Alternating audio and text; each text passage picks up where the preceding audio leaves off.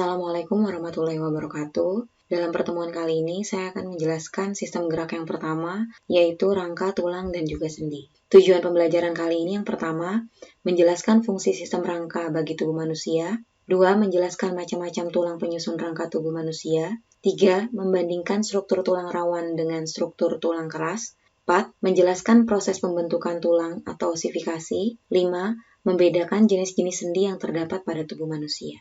Oke, di sini kita lihat gambaran pembelajaran sistem gerak pada manusia. Sistem gerak pada manusia disusun oleh rangka dan juga otot. Rangka terdiri dari beberapa tulang yang digabungkan oleh sendi. Kemudian ada otot polos, otot lurik, dan juga otot jantung. Nah, otot sendiri sudah kita bahas di jaringan hewan, dan kita akan bahas lebih mendetail lagi nanti di pertemuan berikutnya. Kemudian nanti juga ada gangguan pada sistem gerak. Kita awali dengan rangka manusia.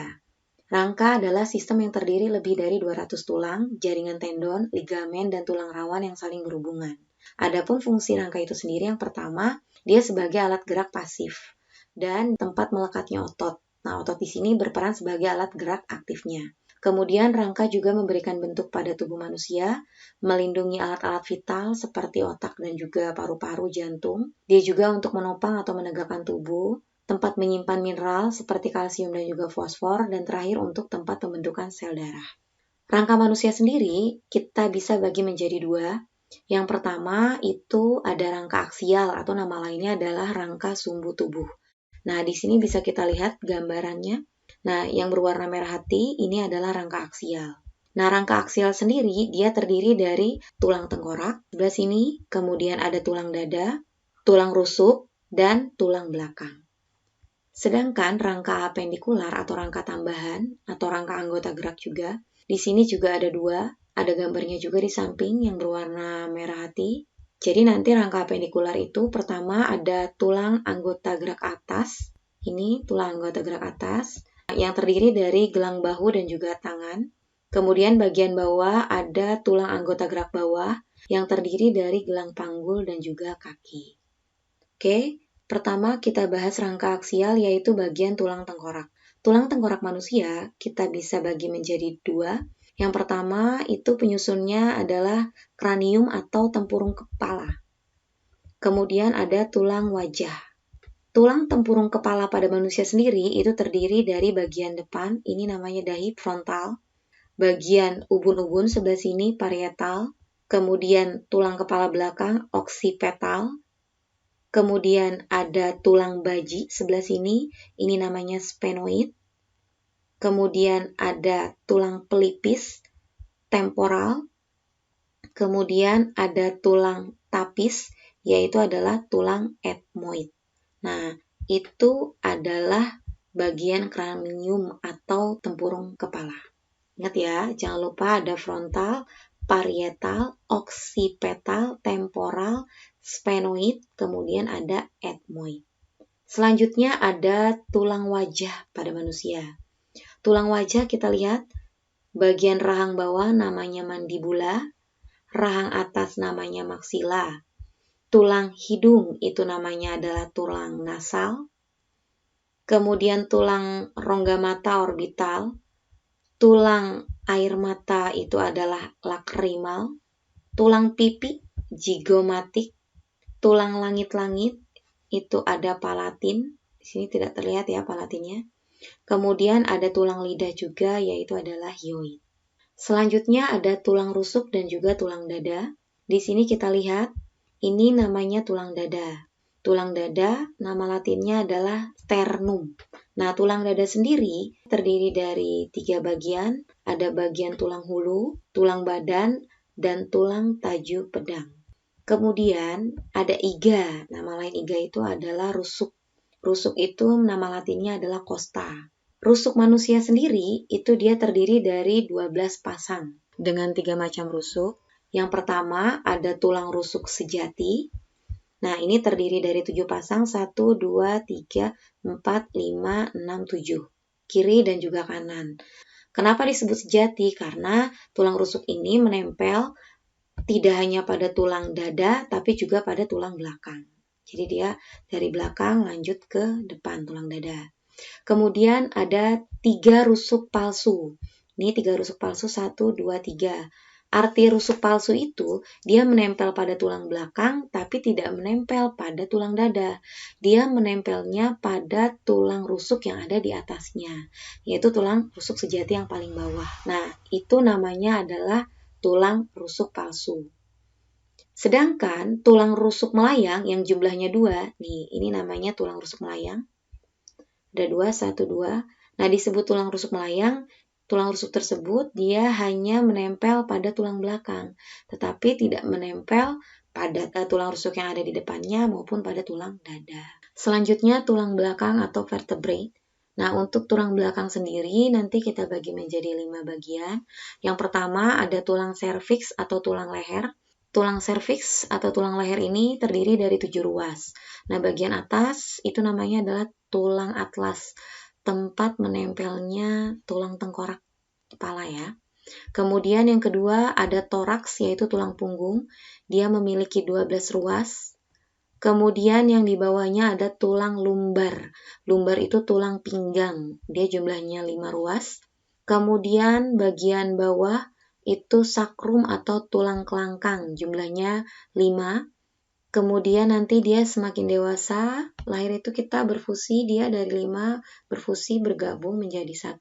Terakhir itu ada koksi, yaitu tulang ekor. Nah, tulang ekor juga dia ada 4 ruas, kemudian berfusi lagi menjadi 1. Jadi, kalau dihitung-hitung sebenarnya tulang belakang pada manusia itu berjumlah 33. Di sini 29, kemudian ditambah 4, 33. Tapi dia menyatu di bagian kelangkang jadi 1, ekor jadi 1. Nah, itu adalah alasan kenapa jumlah tulang pada bayi itu lebih banyak dibandingkan dengan jumlah tulang pada orang dewasa. Karena memang pada bayi tulang-tulang tersebut belum mengalami yang namanya penyatuan. Sama seperti halnya tulang tengkorak. Nah, tulang tengkorak pada bayi itu belum mengalami penyatuan. Jadi dihitungnya jumlahnya lebih banyak dibandingkan pada saat dia dewasa, gitu ya. Selanjutnya kita ke tulang anggota gerak, yaitu bagian dari rangka apendikular. Nah, di sini untuk rangka apendikular yang pertama yaitu ekstremitas superior atau anggota gerak bagian atas. Nah, di sini ada 2 bagian ya, ada gelang bahu kemudian lengan atau tangan. Ingatin ya. Nah, gelang bahu ini terdiri dari yang namanya tulang klavikula. Nih, klavikula. Klavikula itu adalah tulang selangka. Biasanya kalau orang kurus tuh selangkanya tuh menonjol ya. Kemudian ada skapula. Skapula itu adalah tulang belikat bagian belakang. Nah, itu adalah gelang bahu. Gelang bahu ini berfungsi untuk menghubungkan antara rangka aksial dengan bagian tangan. Kemudian, untuk lengan sendiri, kita lihat di sini ada lengan atas namanya humerus. Lengan bawah nanti ada 2. Ada radius, yaitu nama lainnya pengumpil. Kemudian ada ulna, nama lainnya hasta. Nah, bagaimana cara membedakannya? Kalau radius atau pengumpil, itu tuh tulangnya sejajar dengan bagian ibu jari. Nih. Sedangkan kalau bagian hasta atau ulna, dia yang sejajar dengan yang namanya kelingking. Kemudian lanjut ke tulang pergelangan tangan. Untuk tulang pergelangan tangan, itu nama lainnya adalah tulang karpal. Pergelangan tangan karpal, telapak tangan itu metakarpal, kemudian jari-jari falanges. Itu anggota gerak bagian atas. Kemudian anggota gerak bagian bawah atau ekstremitas inferior. Ini kita bagi menjadi 2 bagian utama. Pertama gelang panggul dan juga kaki. Nah, gelang panggul itu adalah bagian tulang yang akan menghubungkan dengan rangka aksial. Terdiri dari tulang ilium, ini tulang ilium, ischium itu tulang duduk, kalau ilium tulang usus, dan pubis itu adalah tulang kemaluan. Kemudian kita menuju ke kaki. Kaki terdiri dari femur yaitu paha, patella tempurung lutut, tulang kering itu adalah tibia yang akan sakit kalau ditendang, ada fibula yaitu tulang betis, tarsal pergelangan kaki, metatarsal telapak kaki, dan terakhir itu adalah falanges. Selanjutnya kita ke tulang. Di sini pembagian tulang. Pertama, pembagian tulang berdasarkan sifat fisiknya kita bagi menjadi dua. Ada tulang rawan, yaitu kartilago, dan tulang sejati, yaitu osteon. Nah, tulang rawan ada hialin, elastin, dan fibrosa. Sebenarnya tulang sudah kita bahas juga di jaringan hewan, nanti akan sedikit lagi dibahas di sini. Kemudian, macam tulang berdasarkan strukturnya ada tulang kompak dan spons. Dan terakhir, ada tulang berdasarkan bentuknya, ada pipa, pipi, pendek, dan juga tak beraturan. Sedikit kita mengingatkan kartilago, yaitu tulang rawan. Ingat ya, tulang rawan itu sel tulang rawannya namanya kondrosit. Pembentuk tulangnya namanya kondroblast. Tempat kondrosit namanya lakuna. Pembungkusnya namanya perikondrium dan matriks tulangnya namanya kondrin. Nah, di sini ada gambarnya. Matriks cairannya, lakuna tempat terdapatnya sel tulang rawan yaitu kondrosit. Nah, ini pembungkusnya periosteum. Kartilago ada 3 macam, ada hialin, warnanya bening kebiruan, dia ada di batang tenggorokan, kemudian dia juga ada di ujung-ujung tulang pipa. Dan hampir semua bagian dari yang namanya tulang bayi atau embrio itu adalah tulang rangka hialin. Selanjutnya tulang rangka elastin yang dia matriksnya berwarna kekuningan, dia yang menyusun telinga kita bagian luar, kemudian bagian epiglotis dan juga hidung. Terakhir, tulang fibrosa yang matriksnya gelap, yaitu tulang-tulang di antara ruas-ruas tulang belakang, kemudian di antara tulang kemaluan atau simfis pubis. Selanjutnya, osteon atau tulang sejati. Tulang sejati itu sel tulangnya namanya osteosit, pembentuknya osteoblast, tempatnya nama lakuna, penghancur tulang namanya osteoklas, pembungkus tulang itu periosteum. Nah, matriksnya dia lebih keras karena mengandung ada kolagen, kalsium fosfat, dan juga kalsium karbonat. Nah, berdasarkan struktur matriksnya, itu kan osteon ada 2 macam, ada tulang kompak yang dia memiliki sistem Havertz, sedangkan tulang spons itu ada trabekulanya nih. Ini tulang spons, dia kayak sarang laba-laba gitu, ada spons-sponsnya, ruang-ruangnya. Nah, penyusunnya itu adalah trabekula. Sedangkan kalau tulang kompak nih, kalau kita makan ayam, kemudian tulangnya kita gerogoti, yang putih-putih, padat itu adalah tulang kompak. Nah, tulang kompak itu dia terdiri dari sistem Havertz. Kemarin sudah dijelaskan sistem Havertz, ada saluran Havertz yang mengandung pembuluh darah dan juga saraf, ada sel tulangnya osteosit, tempat sel tulang lakuna. Kemudian ada orbital konsentrisnya itu adalah lamelanya. Nah, di sini kita lihat macam-macam tulang berdasarkan bentuknya. Tadi ada 4, ada tulang pipa, pipih, pendek, dan juga tidak beraturan. Pertama kita bahas tulang pipa. Nah, tulang pipa, kita tadi sudah lihat rangka-rangka manusia, tulang pipa tuh yang sebelah mana sih? Pipa tuh panjang dan agak-agak bulat gitu. Pertama dia ada di bagian betis. Tadi ingat ya, betis itu adalah fibula. Nah, mana betis? Betis itu yang ini, yang belakang. Kemudian ada tulang kering tibia. Itu adalah pipa. Paha, femur juga pipa. Pengumpil, radius pipa. Lengan atas, humerus pipa, dan hasta juga pipa. Selanjutnya, tulang pipa itu bagian-bagiannya. Di sini kita lihat. Nih, kalau tulang paha kita atau kaki kita lihat lebih dekat ya bentuknya seperti ini.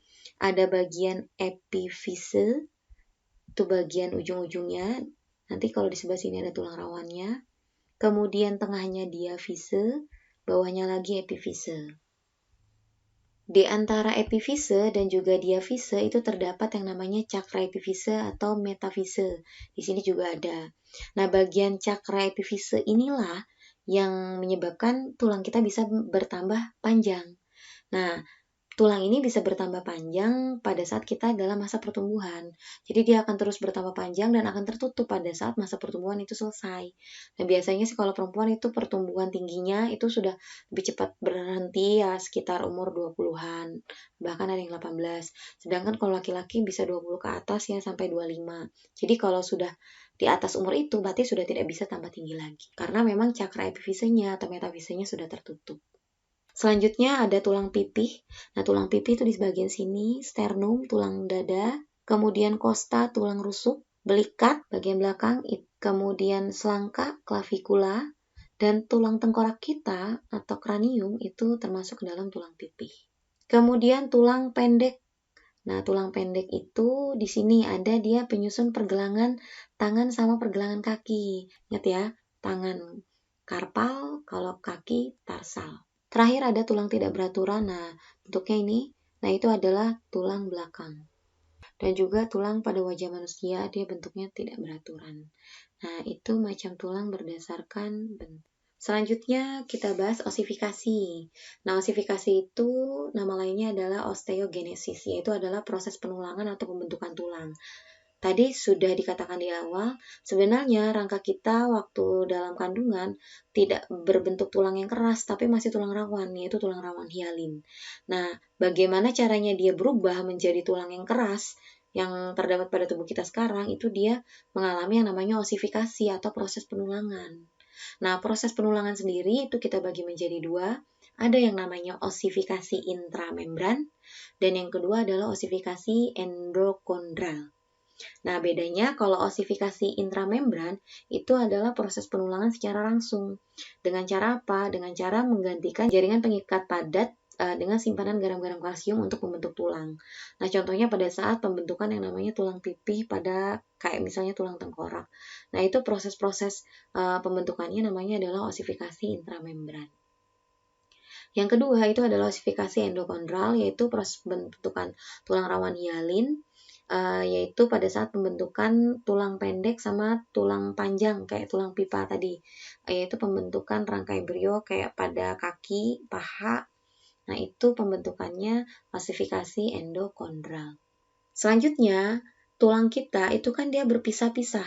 Nah, bagaimananya cara dia menyatu? Nah, dia disatukan atau dihubungkan oleh yang namanya sendi. Nah, jadi sendi itu adalah perhubungan antar tulang, sehingga tulang itu bisa digerakkan. Nah, ini adalah bagian-bagian persendian. Di sini ada ujung-ujung tulang pipa. Nah, ujung-ujung tulang pipa, dia pasti nanti ditutupi tulang rawan. Makanya pernah makan daging ayam kan? Nah, kalau lagi makan pahanya, itu pada ujung-ujung tulangnya suka ada tulang rawan yang warnanya putih. Kalau dimakan enak, rauk-rauk ya, empuk. Nah, itu adalah pembungkus pada bagian ujung tulang. Dia merupakan bagian persendian. Nah, kenapa memang harus ada tulang rawan? Karena kalau tulang bertemu tulang yang keras, pada saat terjadinya benturan atau gesekan akan menimbulkan rasa sakit. Nah, di sini tulang rawan hialin sendiri itu berfungsi sebagai yang namanya bantalan supaya tidak terjadi nyeri pada saat adanya benturan atau gesekan. Kemudian selanjutnya ada yang namanya kapsul sendi. Nah, kapsul sendi itu adalah lapisan berserabut yang melapisi sendi, yang bagian dalamnya berongga nih. Ini kapsul sendi, ini dalamnya berongga. Kemudian ada ligamen. Nah, di sini nanti ada ligamen gambarnya. Sebenarnya ligamen itu adalah jaringan ikat padat ya. Sini sebenarnya ya, jaringan ikat padat yang dia itu berfungsi sebagai penghubung tulang. Jadi waktu kita makan ayam susah kan memutuskan antara dua tulang karena ada jaringan yang saling menempelkan. Nah, jaringan tersebut namanya adalah jaringan ligamen. Kemudian ada cairan sinovial. Nah, di ruangan ini ada namanya cairan sinovial. Cairan ini berfungsi sebagai pelumas. Pelumas pada saat terjadinya benturan antara dua tulang itu tidak menimbulkan rasa nyeri. Nah, makanya disarankan pada saat kita merasa pegal-pegal pada kaki, mana tangan, itu tidak boleh melakukan bunyi pretek-pretek ya. Jadi bisa membahayakan hubungan antar dua tulang pada sendi ini. Kemudian macam-macam sendi atau hubungan antar tulang. Jadi sendi itu kita bagi secara umum 3. Pertama ada sinartrosis atau sendi mati. Kemudian ada diartrosis, sendi gerak bebas, terdiri dari ada sendi eksel, sendi putar, sendi pelana, peluru, elipsoid, dan juga sendi luncur. Dan terakhir ada amfiartrosis atau sendi kaku. Kita lihat di bagian mana tubuh kita sajakah sendi-sendi tersebut. Nah, pertama ada sendi mati atau sinartrosis. Nah, kenapa disebut sendi mati? Karena memang hubungan antar tulang tersebut tidak memiliki celah sehingga tidak akan terjadi pergerakan sama sekali. Untuk sinartrosis sendiri kita bagi menjadi 2, ada sinfibrosis dan ada sinkondrosis. Kalau sinfibrosis, itu nama lainnya sutura. Nah, kenapa disebut sinfibrosis? Itu karena hubungan antar tulangnya itu dihubungkan oleh jaringan ikat atau jaringan ikat padat. Nah, ini contohnya adalah hubungan antar tulang tengkorak. Nah, namanya ini sutura ya hubungannya ya. Kemudian ada sinkondrosis, itu adalah hubungan antar tulang yang dihubungkan oleh jaringan kartilago hialin. Contohnya adalah hubungan antara tulang epifise sama diafise. Nah, epifise diafise, nanti ada tulang rawan di sini yang bentuk kayak metafisis yang lama-lama juga akan mengalami proses osifikasi atau penulangan. Kemudian yang kedua ada sendi kaku atau amfiartrosis. Jadi kalau sendi kaku itu hubungan antar tulang yang memungkinkan adanya sedikit gerakan saja, jadi tidak bebas, tidak juga mati. Contohnya adalah sendi yang menghubungkan antar tulang belakang. Dia bisa bergerak tapi gerakannya tidak bebas, kaku. Kemudian sendi antar tulang kemaluan, yaitu simpis pubis. Kemudian sendi antara betis sama tulang kering.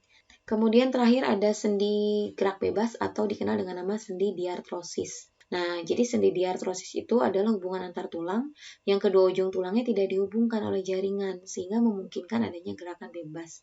Pertama ada sendi engsel. Sendi engsel itu gerakannya hanya satu arah.